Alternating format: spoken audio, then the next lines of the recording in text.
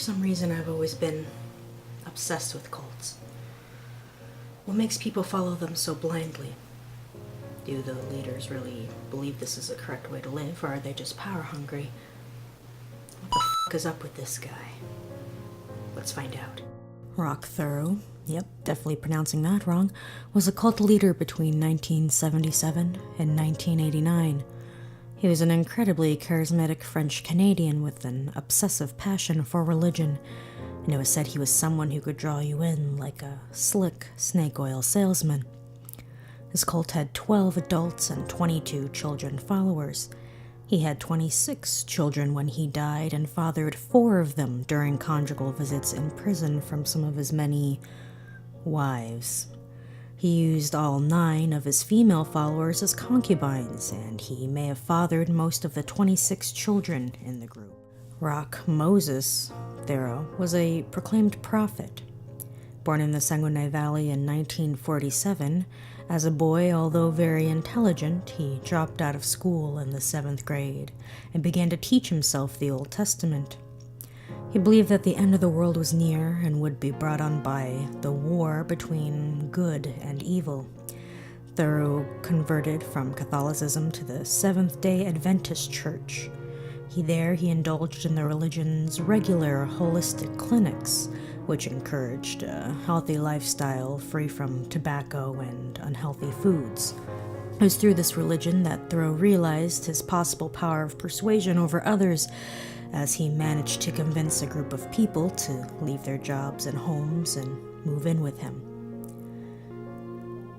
He decided to form his own commune in 1977. The goal was to form a community where people could freely listen to his motivational speeches and live in unity and equality. Of course, being free from sin. Okay, well, this doesn't sound so bad so far. Living in peace and equality, sharing a mutually respected religious practice together. So far so good, right? Thériault prohibited the group from remaining in contact with their families or with the Seventh-day Adventist Church, deeming it was against his sect's values. He moved away from being a motivational speaker and leader, and as his drinking problem increased, so did his controlling style of direction. The norms of the group became more and more controlled. Members were not allowed to speak to each other without Thériault present, nor were they allowed to have sex with each other without his permission. Thériault also began to claim himself a divine being. First the reincarnation of Moses, then a prophet, then a god. Oh, never mind, there's the cult. He feared for the end of the world and used the commune to prepare for it. Thériault claimed that God had warned him that the end of the world would come on February 1979. So in 1978, in preparation, Thériault moved his commune. They hiked to a mountainside which Thériault called Eternal Mountain in St. Jacques, Quebec, where he claimed they could all be saved. There he made the commune build the town while he sat around and relaxed. Magnificent leadership, I know. As he watched the group work, he compared them to ants working in an anthill, naming the group the Anthill Kids. Following February 1979, when nothing happened, people started questioning his wisdom. Then he defended himself, saying that time on earth and in God's world were not parallel. Therefore, it was a miscalculation. Yeah, figured. To expand the community, as well as keep members devoted, Thériault married and impregnated all of the women in the group. He fathered over 20 children with the 9 female members. During the 1980s, with nearly 40 people under his control, the group began wearing identical tunics to represent their devotion to the commune. In 1984, the group decided to relocate to Burnt River, Ontario. Thériault was a charismatic leader, and none of the other members seemed to question his judgment or blamed him for the many physical and mental, emotional damage he caused. The Anthill Kids raised money for living by selling baked goods. There's nothing like a good old-fashioned cult bake sale. Members who didn't bring in enough money were severely punished. Thériault spied on his members, making sure everybody was completely devoted, and punishing those who strayed, claiming that God told him what they did. His punishments were extreme. If a person wanted to leave the commune, Thériault would punish him with either belts, hits from a hammer, suspending them from the ceiling, or plucking each of their body hairs individually. Even sometimes he would defecate on them. Despite his devastating punishments, the member of the Anthill Kids never seemed to question his authority. His punishments escalated and included making members break their own legs with sledgehammers, sitting on lit stoves, shooting each other in the shoulders, and eating dead mice and feces. A follower would sometimes be asked to cut off another follower's toes with wire cutters to prove loyalty. The children were not spared, and not only were they sexually abused, but they also at times were held over fires or would be nailed to trees while other children threw stones at them. One of Thériault's wives left a newborn child out in the freezing temperatures to keep it away from the abuse.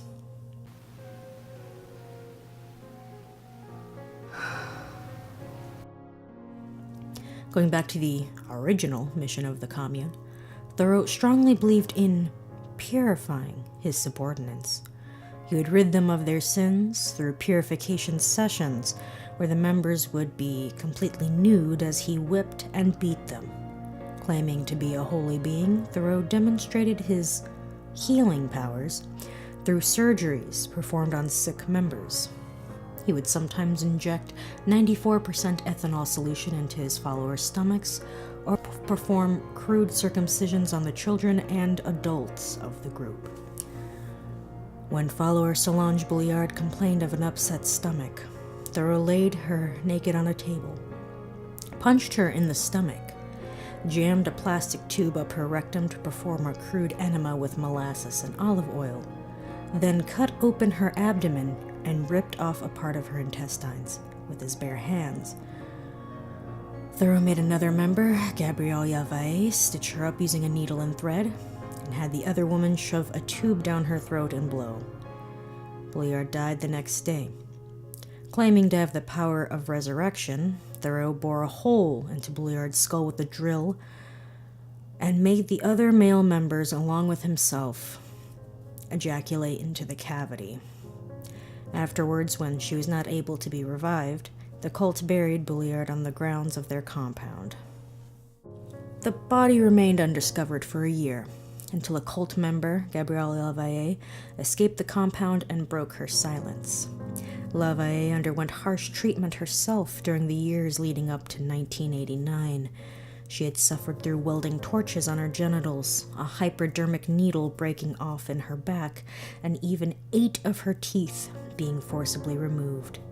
Upon her return, after having escaped from the commune, Thériault removed one of her fingers with wire cutters, pinned her hand to a wooden table with a hunting knife, and then amputated her entire arm. The abuse that caused Gabrielle Lavalle to leave, however, was when Thériault cut off parts of her breasts and smashed her head in with the blunt side of an axe. She fled and contacted authorities. The cult shut down in 1989 when numerous adults were rounded up and arrested. The children instantly became wards of the state. Solange Bouillard's body was exhumed and properly laid to rest. Survivors of the cult sought to undertake healing as best they could. Police actively gathered stomach-turning piles of evidence that helped put Thériault away for life behind bars in 1993. Thériault was found dead in his cell, February 26, 2011, at Dorchester Penitentiary in New Brunswick. He was 63 years old. His death is believed to be the result of an altercation with his cellmate, Matthew Jared MacDonald, who killed Thériault and had been charged with the killing. MacDonald pleaded guilty to second-degree murder and was sentenced to life in prison, having already been serving another life sentence for a previous murder charge. MacDonald stabbed Thériault in the neck with a homemade knife. Afterwards, he walked to the guard station, handed them the knife, and proclaimed, "That piece of is on the range. Here's the knife. I've sliced him up." Well, there's no denying that Roch Thériault was an interesting human being. Or, mentally disturbed monster who really liked reading the Bible, knocking up women, and ejaculating into people's skulls. Although I'm not really sure we can all agree it's best to fight murder with more murder, I think we can all agree on this. He sure was a piece of shit.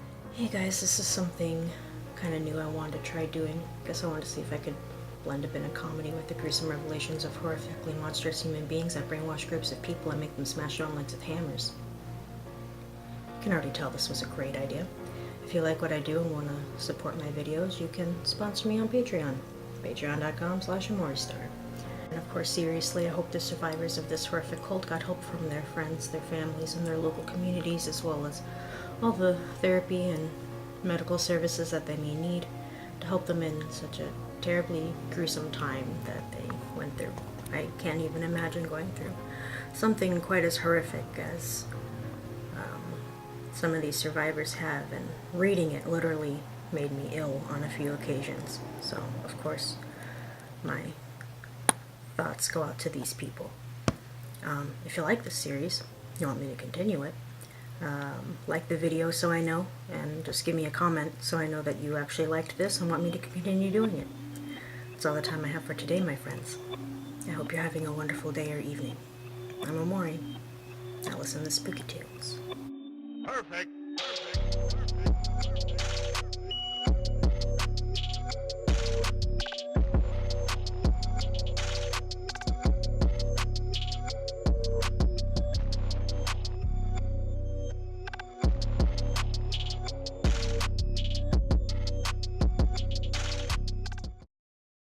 Death is believed to be the result of an altercation with his cellmate, Matthew Gerard MacDonald, who killed Thériault and has been charged with the killing.